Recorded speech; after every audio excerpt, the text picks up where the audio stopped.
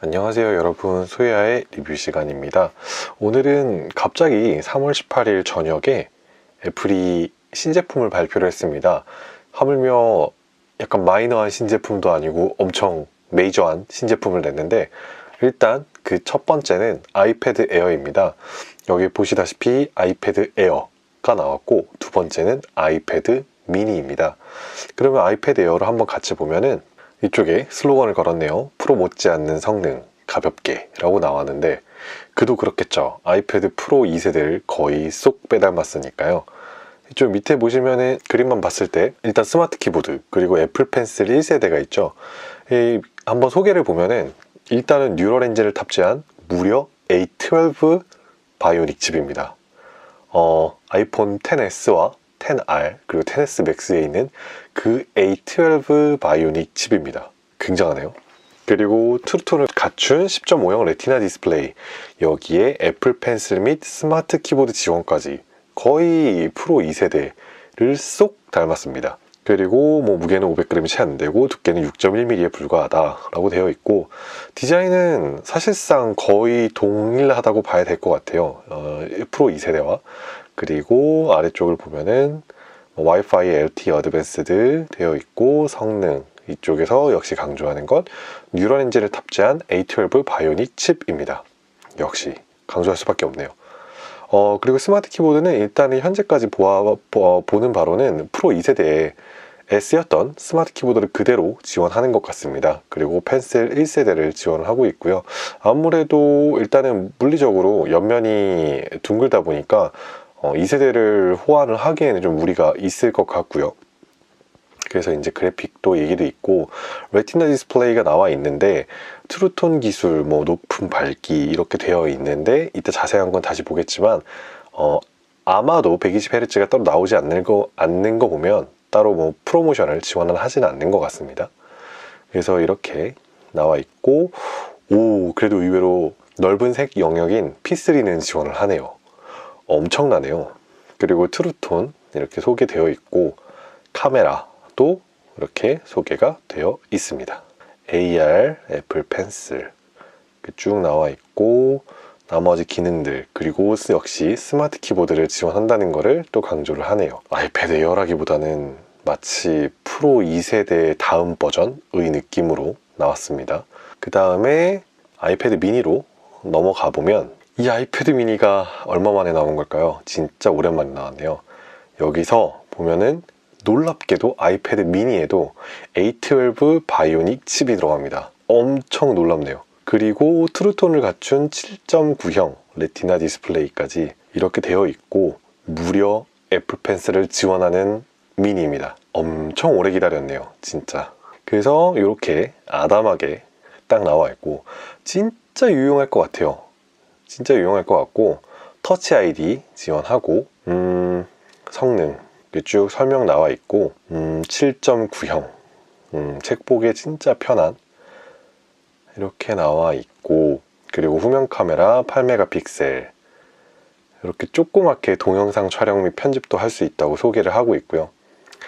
펜슬, 미니, 메모, 굉장히 유용할 것 같습니다. 아이패드 모델 비교하기, 제가 지금 비교를 하려는 건 11형 아이패드 프로, 그리고 지금 새로 나온 아이패드 에어, 그리고 또 새로 나온 아이패드 미니입니다. 이렇게 나와 있고, 일단 요약을 좀 같이 보죠. 프로는 11형, 그리고 에어는 10.5형, 그리고 미니는 7.9형이고, 리퀴드 레티나 디스플레이, 레티나 디스플레이 이렇게 되어 있고, 아이패드 프로에서 빠진 건 120Hz를 지원하는 프로모션 기술, 이거는 빠지게 되었고, 아이패드 에어의 경우에는 프로 2세대에 비해서 빠졌다고 하기엔 좀 애매하네요. 아무튼, 그리고 셋 다 트루톤 디스플레이를 지원을 하고, 11형 같은 경우에는 애초에 홈 버튼이 빠졌기 때문에 보안을 위해서 페이스 아이디를 지원을 하고, 에어나 미니 같은 경우에는 터치 아이디를 지원을 합니다. 사실 11형이 처음 나왔을 때 많은 유튜버 분들, 그리고 저도 똑같이 느낀 거지만, 이게 옆으로 볼 때 키보드를 쓰지 않을 때는 편하게 잡다 보면은 왼쪽을 많이 잡게 되는데 그럴 때마다 페이스 아이디가 조금 바로 되지 않아서 좀 답답한 감은 있어요. 물론 뭐 비율적으로는 당연히 베젤이 얇은 11형이 낫긴 하지만 가끔은 터치 아이디가 좀 그리울 때도 있습니다. 그리고 11형 같은 경우에는 A12X 뉴럴 엔진을 탑재한 A12X 바이오닉 칩이고 나머지 둘은 뉴럴 엔진을 탑재한 A12 X가 빠진 A12 바이오닉 칩입니다. 아이폰 XR 그리고 XS에서 보여주는 그 막강한 성능이 여기서 즐길 수 있다는 것에 매우 기대가 되고 있습니다. 11형은 최대 1테라 무지막지한 가격과 함께 무지막지한 용량을 갖고 있고 아이패드 에어나 미니 같은 경우에는 64기가와 256기가입니다. 얄밉게도 128기가를 뺐는데 많은 분들이 그래도 의외로 64기가를 선택하는 분은 많을 것 같아요. 이게 가성비가 분명 좋을 거거든요. 그리고 11형 같은 경우에는 2세대 애플 펜슬과 호환, 그리고 새로 나온 에어와 미니 같은 경우에는 1세대 애플 펜슬과 호환이 됩니다. 에어 같은 경우는 뭐 프로 2세대를 거의 닮다 보니까 그럴 수 있겠다 싶은데 미니가 애플 펜슬이 되는 건 너무나 감사합니다. 그리고 11형은 11형만의 스마트 키보드 폴리오, 그리고 뭐 블루투스 키보드는 그렇죠. 호환이 되고, 그 다음에 아이패드 에어 같은 경우에는 프로 2세대에 쓰였던 스마트 키보드 10.5형을 그대로 지원을 하고, 그 다음에 미니 같은 경우에는 따로 뭐 별도의 스마트 키보드는 새로 나오지 않았습니다. 저장 용량은 밑에 보시듯이 뭐 와이파이 모델, 셀룰러 모델 구분이 되어 있지만은 사실 거의 동일하죠. 11형은 24, 256, 512, 1테라 이렇게 나와 있고, 그 다음 에어 같은 경우에는 64와 256, 그리고 미니도 동일하게 64와 256기가를 지원을 하고 있습니다. 크기 및 무게 이렇게 나와 있는데 사실상 미니 같은 경우도 기존에 있던 미니와 크게 다르진 않고 에어도 기존의 프로 2세대와 크게 다르지는 않습니다. 이 두께 같은 경우에는 11형 같은 경우가 5.9mm로 사실 나머지 두 개보다 얇다고는 되어 있지만은 이게 신기하게도 옆면이 좀 각이 지다 보니까 체감상으로는 사실 에어나 미니가 조금 더 미묘하게 뭐 이렇게 이 둘이 11형에 비해서 좀 두껍다는 느낌은 거의 받진 않는 것 같아요. 이 쉐입이 그런 특징을 가지고 있네요. 그리고 디스플레이인데 디스플레이는 뭐 리퀴드 레티나 디스플레이, 그리고 레티나 디스플레이, 레티나 디스플레이라고 나와 있는데 사실상 뭐 물론 크기는 당연히 다르죠. 11형, 10.5형, 7.9형으로 다른데 쭉 비교하다 보면은 해상도 그리고 PPI를 보면은 PPI는 11형이나 에어보다 오히려 미니가 PPI 높아요. 326 PPI고 그래서 더 조밀조밀하게 보이겠죠. 그리고 나머지를 보면은 딱 하나 눈에 띄는 게 있죠. 프로모션 기술 120Hz가 프로 2세대에 비해서 에어로 넘어올 때는 빠졌습니다. 그쵸, 이게 들어있으면은 사실상 프로가 되니까 아이패드 에어로 넘어오면서 이 프로모션 기술은 빠졌고, 그 다음 미니에서는 뭐 당연하게도 프로모션 기술은 들어가지 않았습니다.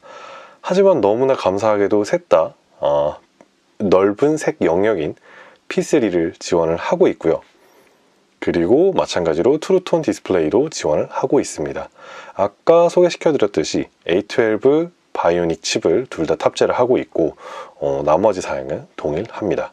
그리고 애플 펜슬은 1세대, 스마트 키보드는 아이패드 에어만 스마트 키보드를 지원하고 있고, 후면 카메라의 경우에는 11형은 12메가픽셀, 그리고 나머지 둘은 각각 8메가픽셀을 지원을 하고 있습니다.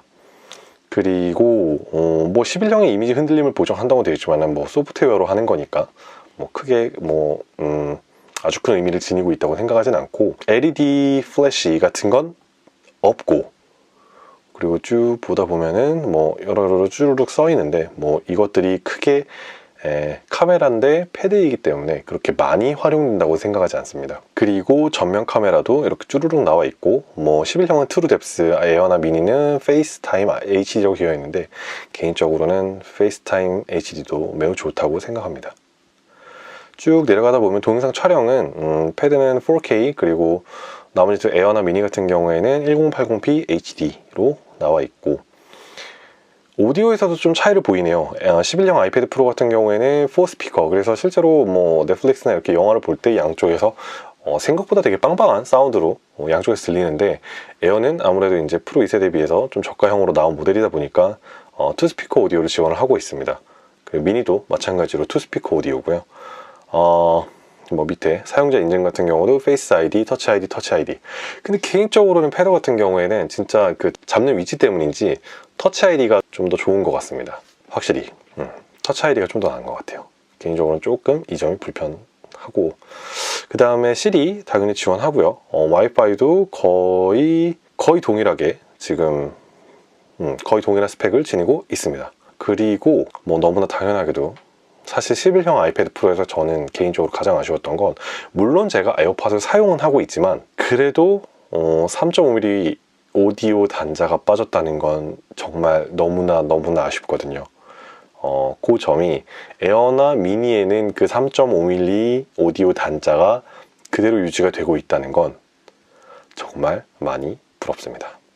제가 지금은 스마트 키보드 폴리오를 사용을 하고 있는데 사실 에어나 미니는 아니겠지만 에어 같은 경우에는 사실상 프로 이스트와 거의 동일하기 때문에 백 케이스와 그리고 키보드를 따로 쓸 수 있어요. 그래서 백 커버를 따로 사용할 수 있다는 건 앞에 부분 커버를 키보드를 잇는 것과, 그러니까 스마트 키보드죠. 스마트 키보드와 아니면은 키보드 기능이 없는 일반 커버를 바꿔가면서 쓸 수 있는데, 떼서 따로 이렇게 들고 다닐 수도 있는데, 아이패드 프로 11형 아이패드 프로 같은 경우에는 사실상 그게 조금 어렵죠. 그러니까 어쨌든 이러나 저러나 백커버와 앞쪽을 가려주는 커버가 구조적으로 일체형으로 나올 수밖에 없다 보니까 그거를 따로 쓸 수 없다는 거에 대해서는 사실 저도 약간의 불편함을 느끼고는 있어요. 그래서 그런 면에 있었을 때 조금 아쉬움이 있는데,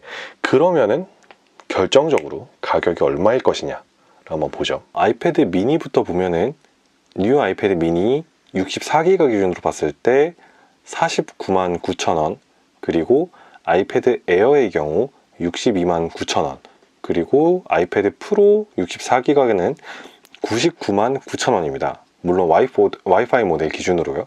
그러면은 지금 그 차이를 생각을 해보면 미니에서 에어까지는 약 13만원 정도 차이 나고요.